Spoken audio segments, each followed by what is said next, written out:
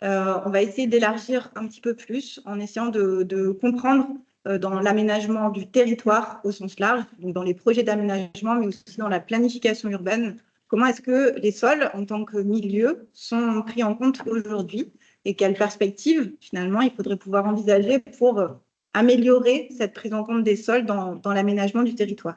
On vous présentera 2 projets de recherche, donc c'est Hermine qui vous présentera ces 2 projets de recherche qui aboutissent aujourd'hui à des outils opérationnels qui permettraient une meilleure prise en compte de nos sols dans l'aménagement du territoire et dans les projets d'aménagement et dans la planification territoriale.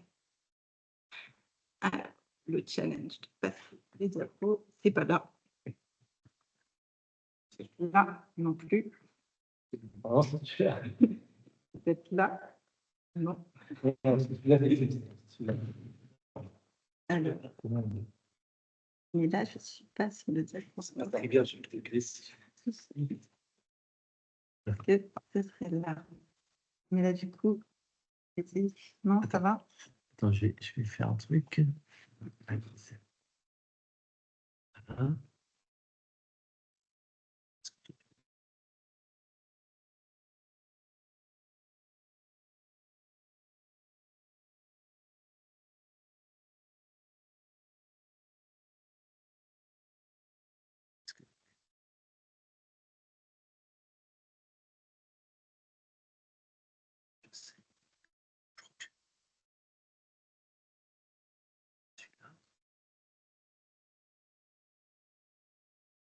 C'est bon.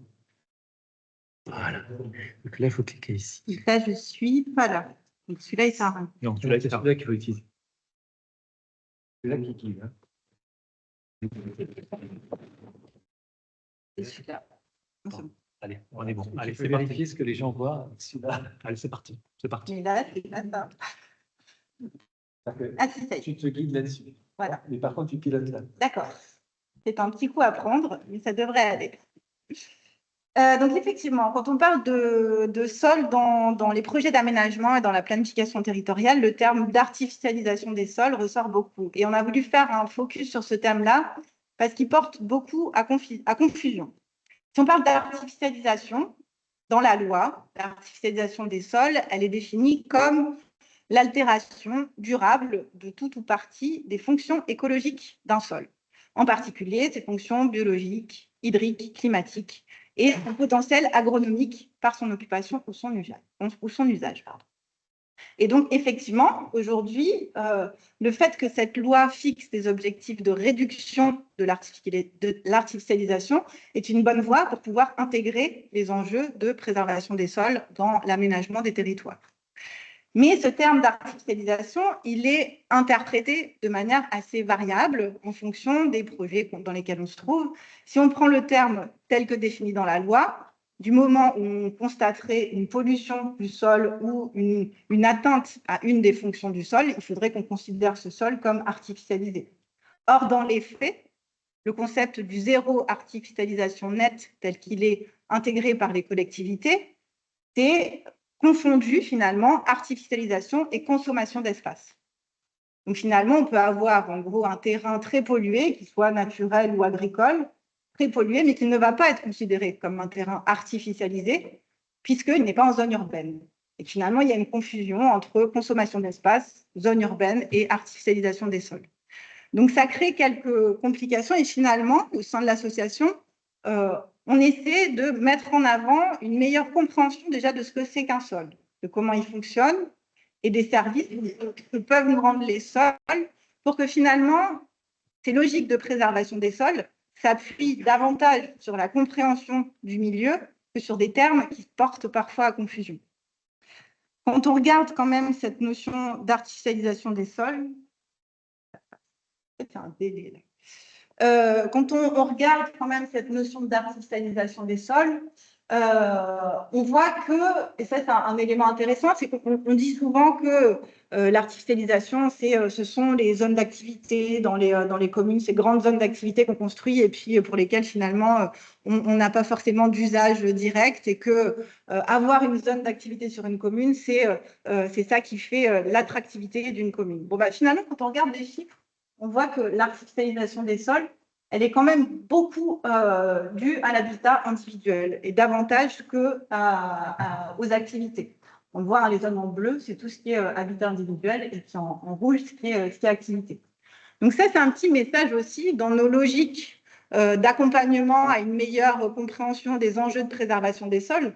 Certes, les promoteurs de zones d'activité sont à convaincre pour une meilleure prise en compte des enjeux sols, mais c'est aussi une démarche vis-à-vis de tous les citoyens qu'il faut mettre en place pour que individuellement, on ait aussi cette volonté d'imperméabiliser, encore un nouveau terme, le moins possible nos sols. On le verra, l'imperméabilisation, c'est vraiment un stade, disons, le moins réversible d'atteinte au fonctionnement du sol.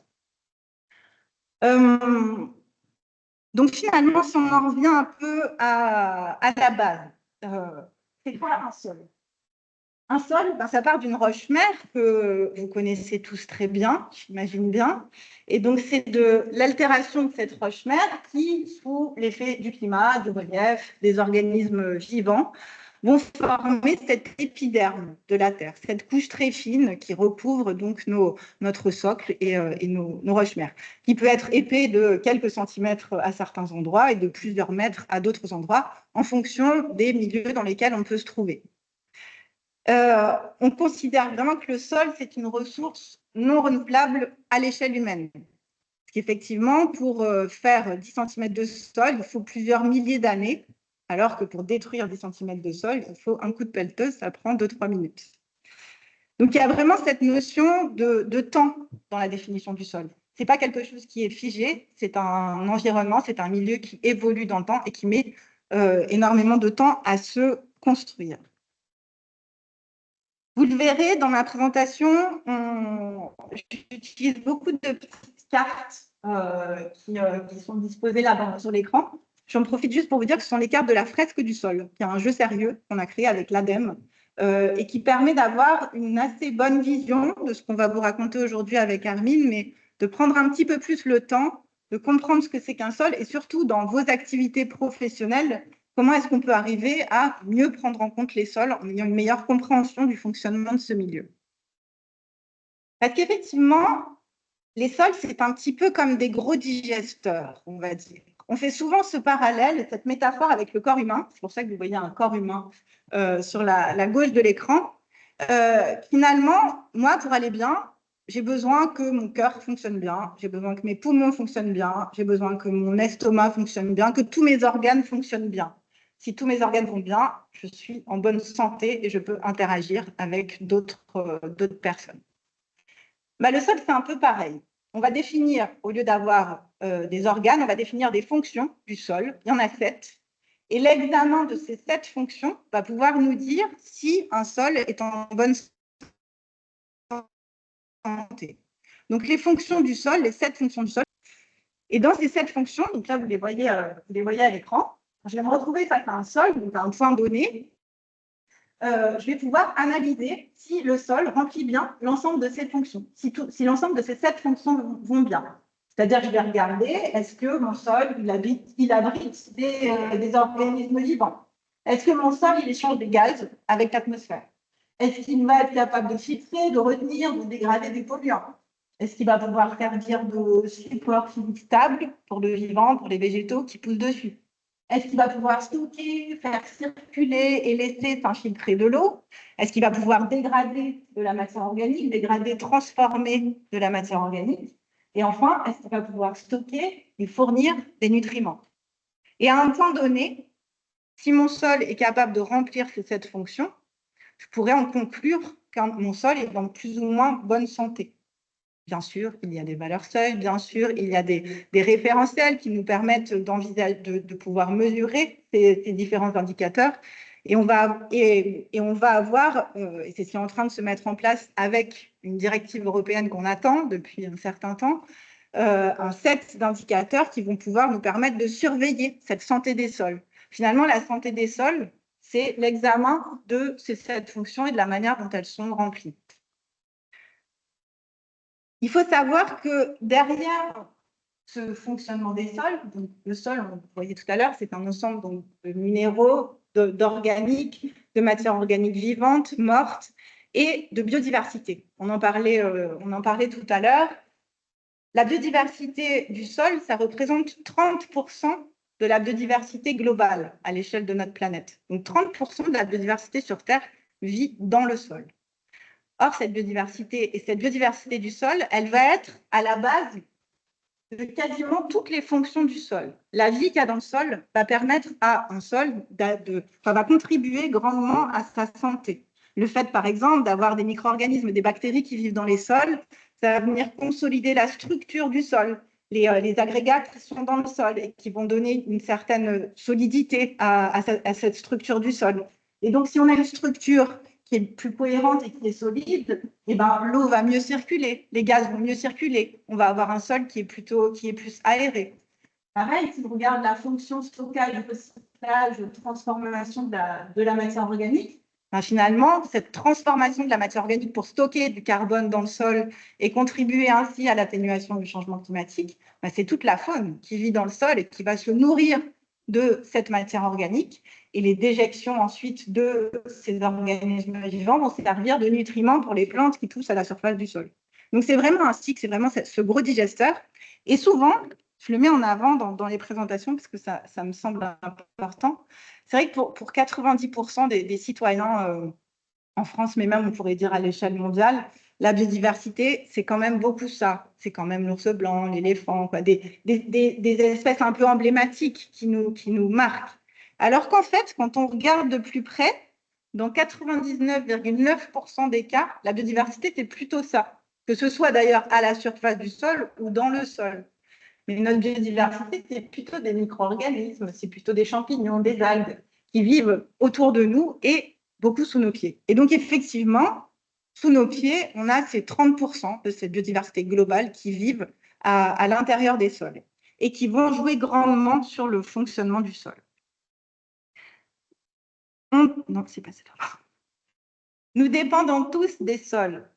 En fait, ces fonctions, les 7 fonctions là qu'on a vues juste avant, elles vont être à la base de différents services qu'on va prélever dans le sol. Et les différents services qu'on prélève dans le sol, on en a mis en avant quelques-uns dans le jeu de la fresque du sol que j'ai réutilisé ici. Mais le sol, effectivement, il va nous servir à produire de la biomasse alimentaire ou non alimentaire. Il va faire nos matériaux de construction, vu qu'on va atteindre le sol pour aller creuser dans des carrières, atteindre des matériaux dont on a besoin, ou bien même utiliser de la terre pour faire des bâtiments. Il va nous servir de support d'urbanisation, même si effectivement, dans un projet d'urbanisation, on va venir imperméabiliser une partie du sol, mais il nous sert quand même et on en a besoin. On ne peut pas enlever toute urbanisation. Il va nous servir à produire des médicaments. Ça, c'est une fonction qui n'est pas un service qui n'est pas très bien connu, mais les premiers antibiotiques qu'on a découverts, notamment la streptomycine pour lutter contre la tuberculose, ont été découverts grâce à des bactéries qui vivent dans les sols, les streptomys, qui sécrétaient la streptomycine. Et on a comme ça une batterie d'antibiotiques qui ont été découverts grâce à l'examen des micro-organismes qui vivent dans le sol. On a aussi tout ce qui est régulation de la qualité de l'air, la conservation de la biodiversité, tous nos espaces de loisirs, la régulation des maladies et des ravageurs. Dans le sol, on a des espèces qui vont pouvoir se nourrir de bactéries et du coup jouer dans la régulation des maladies dans les sols. Le patrimoine culturel, le sol, c'est notre histoire. Il renferme l'histoire de toutes les civilisations passées. Donc, on a un rôle aussi de maintien et de conservation de notre histoire dans les sols. La régulation du climat, vous avez sûrement entendu parler du 4 pour 1000, le fait que si on augmentait juste de 0,4% le carbone dans les sols, on pourrait atténuer les émissions annuelles de gaz à effet de serre. Et donc, cette logique de retour au sol de la matière organique joue un rôle déjà dans l'atténuation du changement climatique. Le sol digère aussi tous nos déchets, notamment organiques. Il ne les digère pas tous, mais surtout les déchets organiques. Il va jouer un rôle dans la régulation de la qualité de l'eau, des flux et des stocks d'eau, et puis celle de l'érosion et des glissements de terrain. Donc, on pourrait passer une heure à parler de chacun de ces services, mais on ne va pas le faire aujourd'hui.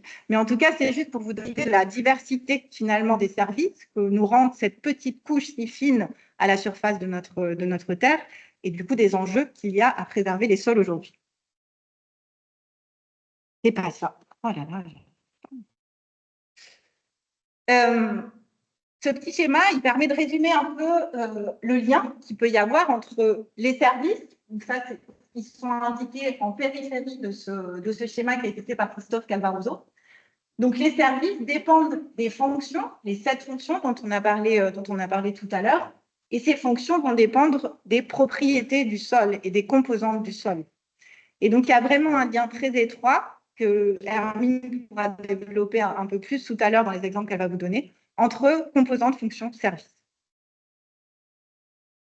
Et, il faut que je m'enlève, en fait, celui-là. Et effectivement, ce fonctionnement des sols est menacé.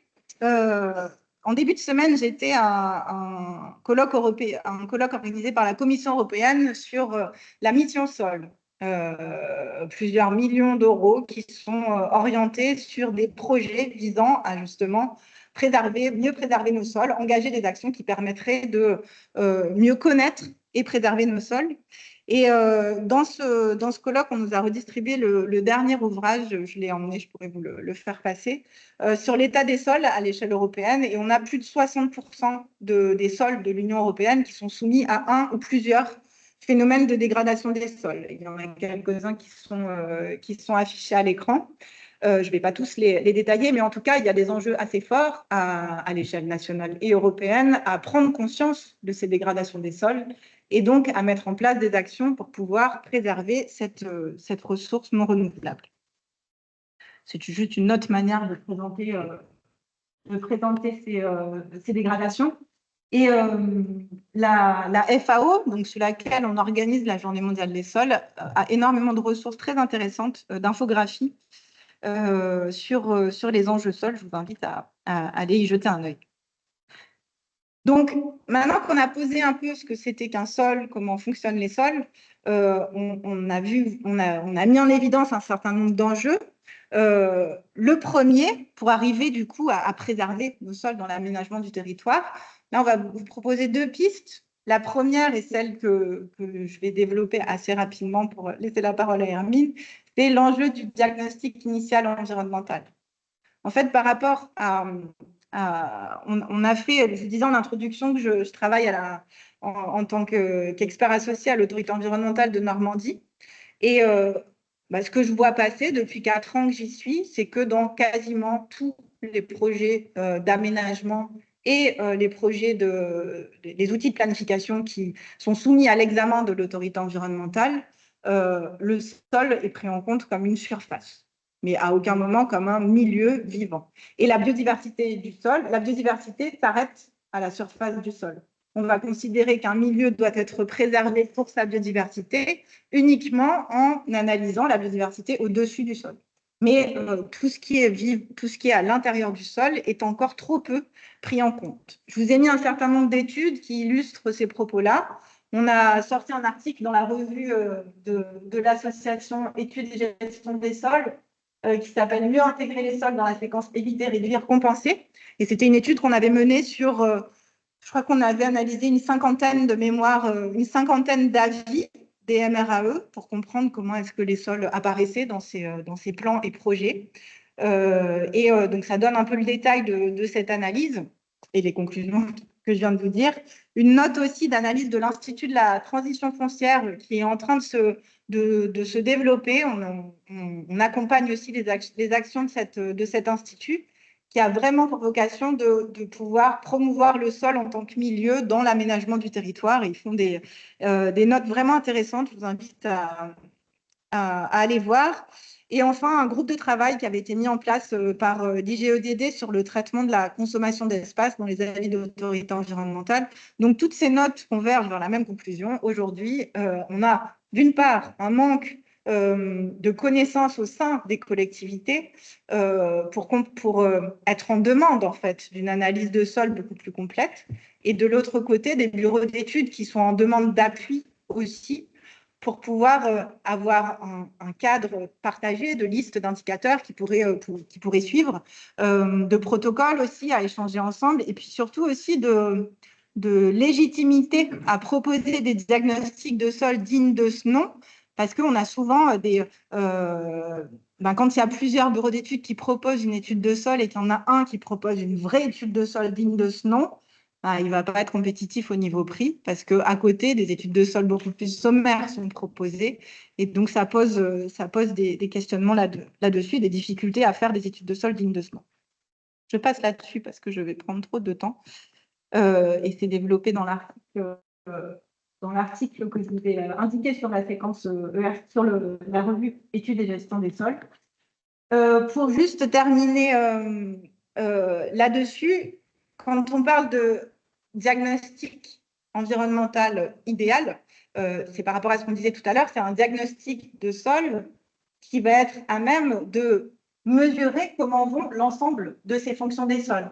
Je vais avoir un set d'indicateurs pour analyser si mon sol stocke bien, il fournit bien des nutriments, s'il est capable de transformer la matière organique, etc. Et donc, juste quelques exemples d'indicateurs pour que ce soit un petit peu plus concret pour vous. Par exemple, ma fonction stockage, recyclage, transformation de la matière organique, en laboratoire, je peux la mesurer en regardant le carbone actif dans mon sol, la respiration du sol, l'activité bactérienne, les fractions granulométriques des matières organiques et le carbone organique.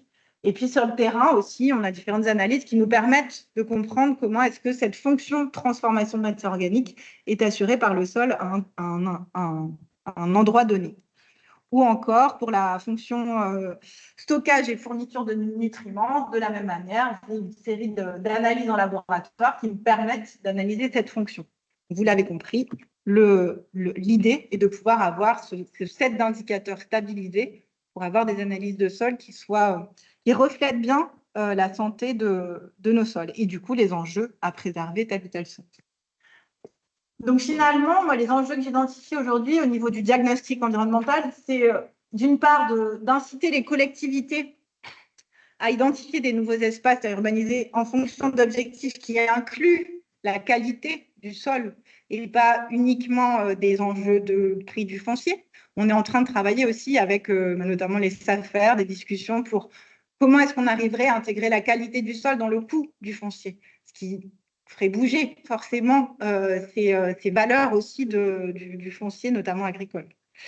Il faut arriver à éclaircir ces définitions parce qu'au niveau des termes, les collectivités, elles sont perdues sur la différence entre artificialiser, imperméabiliser, consommer de l'espace. Il y a encore un grand flou et beaucoup de collectivités jouent sur ce flou aussi pour démonter, entre guillemets, l'objectif du zéro artificialisation nette qui connaît quelques difficultés ces temps-ci. Le coût des diagnostics et quel diagnostic, je pense qu'il faut qu'on arrive à être plus clair sur ce diagnostic de qualité des sols, qu'est-ce que ça implique pour faire un diagnostic digne de ce nom et amener les collectivités à reconnaître l'intérêt de ces diagnostics. Le coût du foncier, j'en ai parlé. Je vous invite à aller voir aussi les travaux de l'Université de Tours qui ont fait un travail vraiment intéressant sur un PLUI et sur justement l'élaboration d'orientation d'utilisation du foncier en fonction de la qualité du sol. Et puis, je pense qu'il faut être raisonnable aussi, mieux apprécier les besoins d'urbanisation, que ce soit individuellement ou collectivement. Donc voilà pour ce qui est du diagnostic et je vais passer la main à Hermine pour ce qui est des deux projets qu'elle va vous présenter. Merci.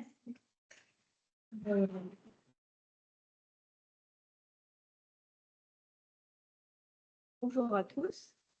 Donc, dans la suite de ce qu'a présenté Sophie, on voulait juste vous montrer deux exemples de projets de recherche qui ont abouti sur des outils d'aide à la décision qui peuvent aider à mieux prendre en compte la qualité des sols dans les projets d'aménagement. Donc, un premier projet qui est plus à l'échelle de la planification urbaine, le projet MUSE, et puis ensuite un second projet à l'échelle du projet d'aménagement, le projet d'Estisol. Donc, le projet MUSE, qui a été financé par l'ADEME et piloté par le CEREMA et avec différentes universités et instituts avaient pour objectif d'élaborer et partager avec les collectivités des méthodes et des outils pour prendre en compte la qualité des sols et leur multifonctionnalité. Donc, une méthodologie a été mise en place et testée sur 3 collectivités pilotes, Nantes, la métropole de Nantes, celle d'Aix-Marseille et celle de Château. Donc, d'abord, en préambule de ce projet, il y a eu plusieurs enquêtes et analyses des documents d'urbanisme qui ont été réalisées, notamment dans le cadre de la thèse d'Anne Blanchard, pour comprendre quelle est la perception du sol par les acteurs de l'aménagement. Et donc ici, par exemple, vous avez une liste des services qui sont listés par ces acteurs, services rendus par les sols. Donc on voit qu'on a principalement ce qui est en lien avec la production de ressources ornementales, donc support de végétation, gestion de l'eau, support d'activités humaines, régulation du climat et un petit peu mémoire de l'histoire, production alimentaire. Et finalement, on se rend compte qu'il y a une considération des services qui sont rendus par les sols, mais que souvent, c'est très lié à des thématiques réglementaires, notamment en lien avec l'évaluation environnementale, donc les trames vertes et bleues, les risques naturels, notamment risques d'inondation, l'importance et donc les analyses géotechniques, etc. Et finalement, on manque d'une vision globale du sol et de tous les services qui peuvent rendre. C'est souvent très monofonctionnel.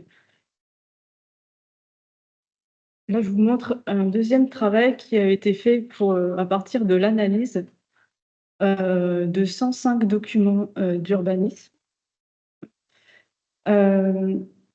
Donc, il y a 7 types de documents qui ont été étudiés, donc d'une échelle locale, le plan local d'urbanisme ou le plan à des échelles plus grandes, donc les SCOT, les schémas de cohérence territoriale, les SDAGE, donc schéma d'aménagement et de la gestion des eaux. Et ces documents ont été analysés pour 15 zones urbaines en France. Et donc, une analyse du lexique a été réalisée pour voir comment était considéré, enfin, utiliser le mot sol dans ces documents, et notamment pour dissocier le sol considéré comme une ressource, donc c'est-à-dire en prenant en compte le fait que le sol est en 3 dimensions et dynamique, contrairement à une vision plus surfacique du sol, plutôt comme une ressource foncière. Et donc, on se rend compte qu'en fonction du type de documents d'urbanisme, notamment ceux à des échelles plus locales, comme PLU, c'est principalement le sol qui est vu comme une surface, alors que dans d'autres documents d'aménagement à des échelles plus larges, on peut avoir une meilleure prise en compte du sol comme une ressource, mais c'est souvent lié à des thématiques particulières. Par exemple, dans le SDAGE, c'est plutôt lié à la gestion de l'eau. Dans le CRCE, ça va plutôt être lié à la biodiversité. Et on se rend également compte que les services rendus par les sols urbains sont peu pris en compte dans ces documents. Donc l'idée du projet, en fait, c'est pour mieux prendre en compte la qualité des sols dans les projets d'aménagement, c'est de changer de paradigme, en fait, en passant d'une vision donc foncière du sol en 2 dimensions à une vision plus systémique en 3 dimensions pour prendre en compte le sol en tant qu'une ressource. Et donc la qualité du sol, c'est défini comme la capacité d'un sol à fonctionner, donc à remplir les fonctions que Sophie vous a montrées, dans les limites d'un écosystème naturel ou anthropisé. C'est-à-dire qu'on a une grande diversité de sols, donc forcément, chaque sol ne va pas fonctionner de la même manière en fonction de ses propriétés inhérentes, mais chaque sol peut fonctionner en fonction de l'écosystème où il se trouve. Et donc, l'idée du projet, c'est d'arriver à mieux prendre en compte cette qualité des sols dans toutes les étapes de l'élaboration du plan local d'urbanisme intercommunal. Donc, c'est l'échelle qui a été choisie pour le projet, depuis le diagnostic territorial jusque dans les choix des programmes d'aménagement et de développement durable, et également dans les suivis et l'évaluation des projets d'aménagement. Donc, pour ce faire, il y a 4 fonctions écologiques parmi celles que Sophie vous a montrées qui ont été considérées dans le projet. Donc, régulation du cycle de l'eau, production de biomasse, réservoir de carbone et réservoir de biodiversité. Et donc, l'idée, c'est de définir un indice de multifonctionnalité des sols à partir, en fonction de ces 4 fonctions. Donc, pour pouvoir calculer ces indices de multifonctionnalité, on a besoin d'indicateurs. Donc, en fait, ces indicateurs sont une agrégation de paramètres qui vont décrire un processus. Par exemple, si on veut comme indicateur la réserve utile en eau, on va utiliser des données qu'on mesure sur le sol qui vont influencer ce processus de rétention de l'eau. Par exemple, la texture, donc c'est-à-dire la distribution granulométrique des particules de sol, la teneur en matières organiques, etc. Donc, à partir de ces différents paramètres qu'on peut mesurer sur le sol ou observer, on va en déduire un indicateur qui, lui, par contre, ne va pas avoir une unité de mesure, mais va correspondre à des classes de qualité avec une note de 1 jusqu'à 5. Ensuite, on peut agréger ces différents indicateurs pour en fait donner une note à nos différentes fonctions. Et ensuite, si on combine aussi, on agrège ces notes de nos 4 fonctions, on va avoir un indice de multifonctionnalité des sols. Donc, pour calculer ces indices de multifonctionnalité, vous comprenez bien qu'on a besoin de données sur les sols. Et c'est là qu'on peut avoir des problèmes parce que autant en milieu rural, on a une certaine disponibilité des données via les référentiels régionaux pédologiques qui couvrent l'ensemble de la France. Mais le problème, c'est qu'on a des données qui sont seulement au 250 millième, ce qui est parfois pas assez pour certaines études de sol. Et par contre, en milieu urbain, on a une absence totale de données la plupart du temps. Donc, pour le projet, il y a eu une deuxième approche pour le milieu urbain, en s'appuyant sur la notion de ce qu'on appelle pleine terre.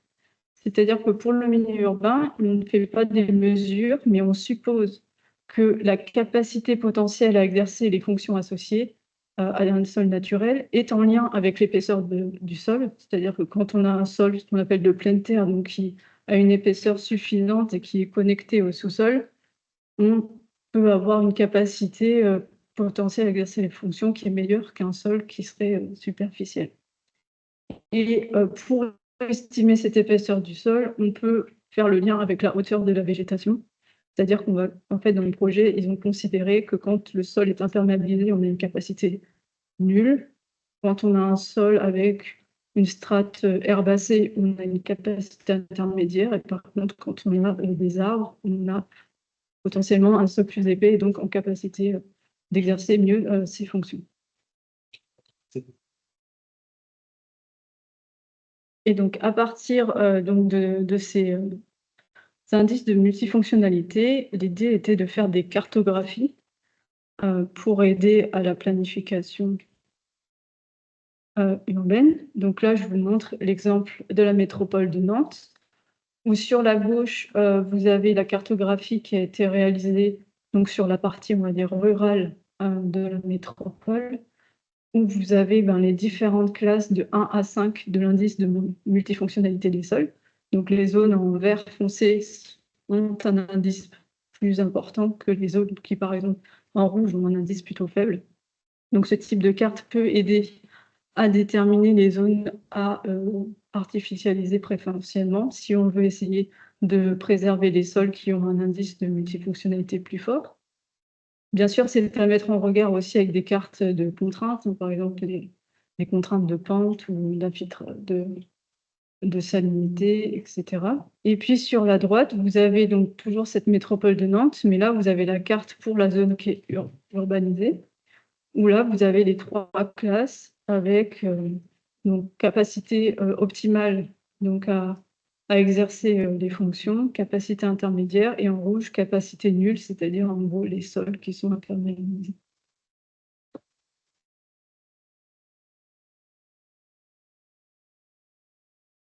Donc ça, c'était à l'échelle de la planification urbaine. Et maintenant, je vais passer au projet Destisol, qui, lui, est plutôt à l'échelle du projet d'aménagement, et qui est aussi un projet qui a été financé par l'ADEME.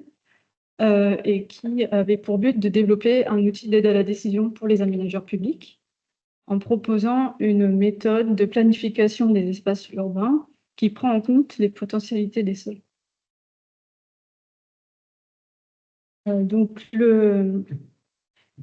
l'objectif, en fait, du projet, c'est d'arriver à traduire par une évaluation semi-quantitative, en fait, les propriétés physiques, chimiques et biologiques des sols en milieu urbain en niveau de service. Donc, c'est ce que vous a montré Sophie tout à l'heure, c'est-à-dire qu'on a un lien entre les propriétés physiques, chimiques et biologiques des sols qui dépendent de leur composition avec les fonctions et un lien entre les fonctions et les services.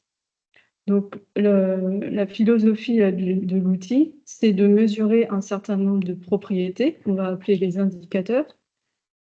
Ensuite, à partir de ces indicateurs, on va évaluer des niveaux de fonction. De cet outil, c'est qu'on prend en compte la couverture du sol. En fonction de la couverture actuelle ou de la couverture qu'on voudra mettre dans le cadre du projet d'aménagement, ça va bien sûr modifier la capacité du sol à fonctionner. Donc, on va recalculer la note qu'on a à nos fonctions. Et ensuite, à partir de ça, on va en déduire les services écosystémiques qui sont rendus par le sol. Et ça va nous permettre, en fait, d'évaluer le projet d'aménagement et éventuellement de comparer différents scénarios et de pouvoir favoriser le scénario qui prend le mieux en compte les potentialités des sols. Donc, je vais vous montrer les différentes étapes. Oui, je vais faire très rapidement. Donc, la première étape, c'est une étude de diagnostic. Donc, c'est juste pour vous dire qu'il y a 20 indicateurs de qualité qui ont été choisis, à la fois des mesures, mais aussi des observations. Et donc, ce projet se base vraiment sur une approche pédologique où on fait des profils de sol et prendre en compte la profondeur, parce qu'il y a peut-être beaucoup d'études qui se basent uniquement sur la surface du sol, mais ce n'est pas suffisant pour vraiment appréhender la qualité de la sol. Ensuite, une fois qu'on a ces indicateurs, donc on va agréger les différents indicateurs pour donner une note à nos fonctions. Ensuite, on va prendre en compte, donc ensuite, voilà, on a une note entre 0 et 3 pour chacune de nos fonctions. Ensuite, on va considérer en fait le type de couverture que l'on va avoir dans notre projet. Donc là, il y a eu 9 couvertures qui ont été prises en compte, depuis des sols complètement imperméabilisés jusqu'à des sols avec de la pelouse ou des sols avec des arbres. Et en fonction donc, de ces différentes couvertures, on va calculer la compatibilité en fait de notre sol et pour accueillir ce type de couverture. Typiquement, un sol avec une très faible portance ne peut pas accueillir un bâtiment. Donc, on aura une compatibilité qui est faible. Donc, ça nous permet ensuite de calculer nos services et donc, par exemple, de comparer les services rendus par différents sols en fonction de la couverture. Et donc, on peut comparer, voilà, par exemple, avec ce système-là, en fonction des différents services considérés, on peut comparer deux types de couverture, sol nu ou pelouse. Et donc, à l'échelle d'un projet d'aménagement, ça nous permet, en fait, au début, on a donc notre état initial du site à aménager. On va étudier la qualité des sols en fonction des différentes zones du projet. On va évaluer les services écosystémiques.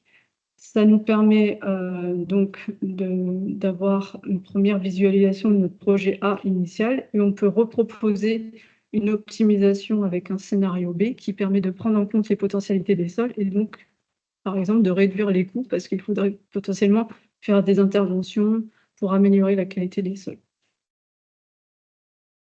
Et comme conclusion, donc c'était juste pour vous faire passer donc, le message qu'on a toujours une nécessité de mieux prendre en compte les sols et leurs potentialités dans l'aménagement à différentes échelles. notamment en les intégrant mieux dans les documents d'urbanisme, en travaillant aussi sur les indicateurs, à la fois pour les diagnostics et les suivis, en sensibilisant les acteurs et en accompagnant les collectivités. Et je vous remercie pour votre attention.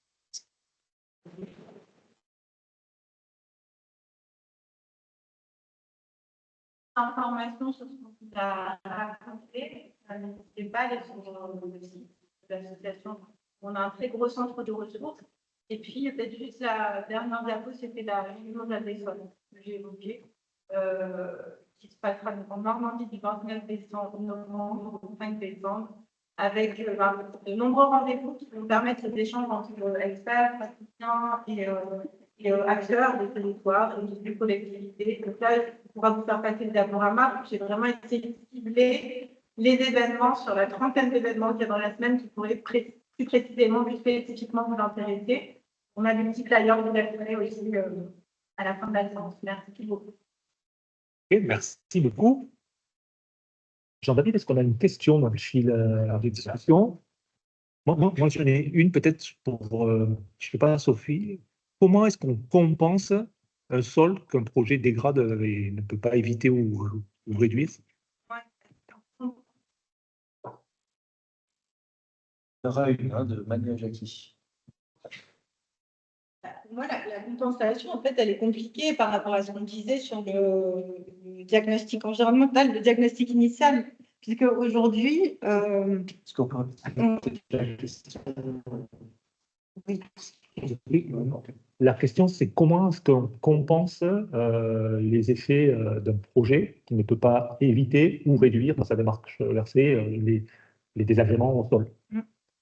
Et ben, ma réponse serait aujourd'hui, on compense mal parce qu'on ne diagnostique pas bien le fonctionnement du sol initialement, puisqu'on n'a pas suffisamment d'outils pour mesurer comment sont assurées l'ensemble des fonctions du sol sur un site donné. Et donc, qu'est-ce qu'il faudrait, quelles sont les fonctionnalités écologiques à restituer sur un autre site pour pouvoir compenser l'impact? On sait pourquoi, on le mesure de manière très partielle. En fait. Donc pour moi, aujourd'hui, la compensation n'est pas un processus qui est vraiment opérationnel si on veut prendre en compte réellement le fonctionnement du sol. Je ne sais pas, Hermine, ce que tu en penses. Mais... Okay. Okay. Et on a une autre... Voilà. N'hésitez pas à prendre la parole à la personne qui a levé la main, là. Jackie, hein, je crois. Oui, bonjour, bonjour tout le monde. Voilà, je voulais en effet abonder dans le sens de cette communication parce que tout hydrogéologue agréé, nous sommes souvent dans le cadre de la protection des eaux souterraines et des eaux de surface également qui sont associées. On a depuis plusieurs dizaines d'années fait appel dans plusieurs cas de figure à des pédologues pour nous tracer des cartes pédologiques, en particulier pour, disons, évaluer les zones où l'on peut, par exemple, épandre des lisiers sur les zones agricoles. On nous demandait souvent ce cas de figure. Également, lorsqu'il y a des projets immobiliers, c'est évaluer la profondeur d'encastrement de certains projets pour éviter de percer la couverture protectrice des sols, qui sont vraiment la zone la plus importante, qui concerne en effet, vis-à-vis de la protection des eaux souterraines, un retardateur vis-à-vis des polluants éventuels. C'est le cas. Quelle est votre question? Oui, est-ce que vous pouvez nous dire quelle est votre question? Oui, alors je voulais dire donc il y avait en effet pour l'ensemble de la profession un intérêt particulier et savoir si maintenant toutes ces notions sont bien, disons, perçues par les agronomes pour nous aider au mieux, lorsque l'on réalise des cartographies de sol, à répondre à des problèmes pratiques de la protection des eaux souterraines, ou en particulier autour des captages. Voilà ma question. Si. Alors, si j'ai bien compris la question, c'était de comprendre si ces enjeux étaient, si on avait suffisamment de force de frappe, entre guillemets, au niveau de la communauté des pédologues pour intervenir et pour accompagner ces études d'impact qui peuvent être menées. Là, moi, la première chose qui me vient à l'esprit, c'est qu'on est en train de rédiger un plaidoyer médiatique et institutionnel pour pouvoir mieux préserver les formations en sciences du sol, parce qu'on se rend compte que des pédologues, et puis Olivier et Hermine pourront en témoigner, à l'échelle nationale, on en manque. Il y a de plus en plus de demandes, effectivement, d'avoir ces diagnostics pédologiques dignes de ce nom, j'ai envie de dire. Mais en termes de disponibilité, ça commence à être compliqué. On en a qui partent à la retraite aussi, nombreux.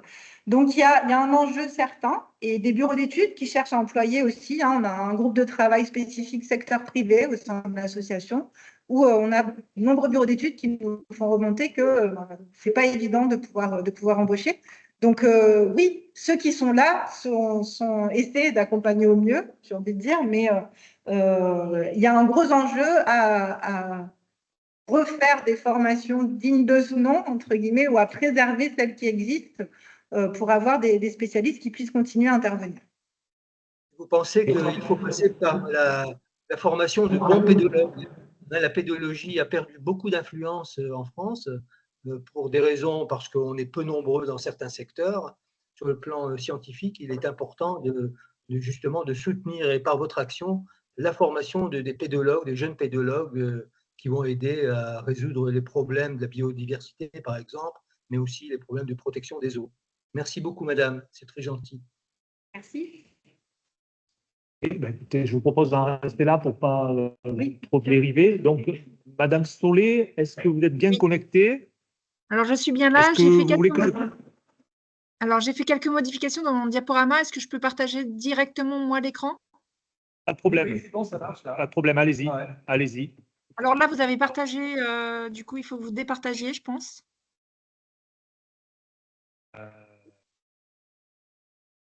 Attendez, 30 secondes.